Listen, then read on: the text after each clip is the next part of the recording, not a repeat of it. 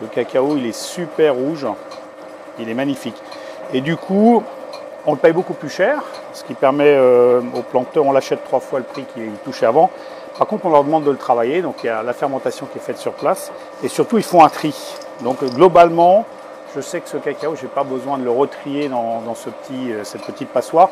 Je peux le mettre directement dans mon torréfacteur. Tant que la température monte à 140 degrés, je veux torréfier à 120. Et donc au moment où je vais introduire les fèves de cacao, hop, on va introduire une masse froide dans laquelle il y a 7% d'humidité.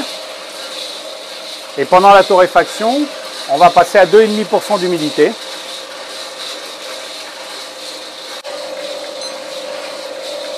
Alors moi je torréfie 12 minutes. La torréfaction c'est un vrai métier, c'est pas faux, mais on y arrive. On arrive à faire des trucs qui sont bons, en tous les cas qui ont un goût différent de ce que nous font nos couverturiers. Donc c'est pour ça qu'il faut y aller, faut se lancer, c'est vachement sympa. Sur le plan personnel, c'est beaucoup plus intéressant et mes vendeuses sont beaucoup plus impliquées dans l'explication aux consommateurs de ce qu'il y a dans ces tablettes que si c'était fait chez un couverturier, même s'ils sont excellents.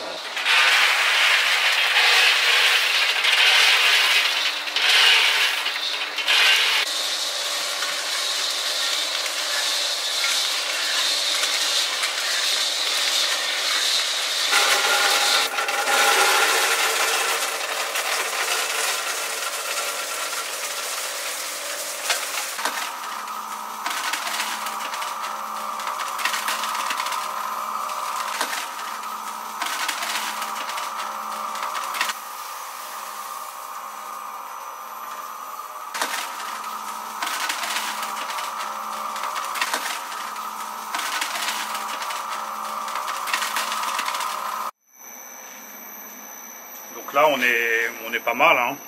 On voit qu'il n'y a quasiment plus de peau. On a torréfié, on a enlevé la peau et là on va introduire la graine dans la conche. La graine contient à peu près 50% de matière grasse, le beurre de cacao.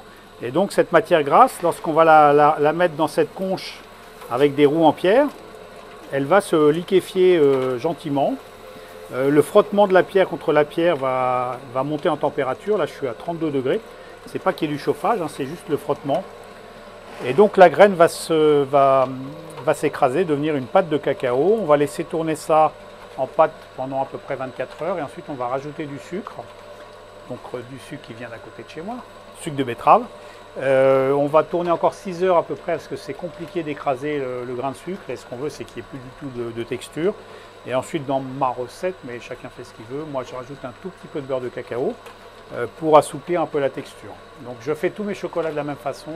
L'idée c'est que chaque chocolat parle selon son terroir et non pas selon ma recette.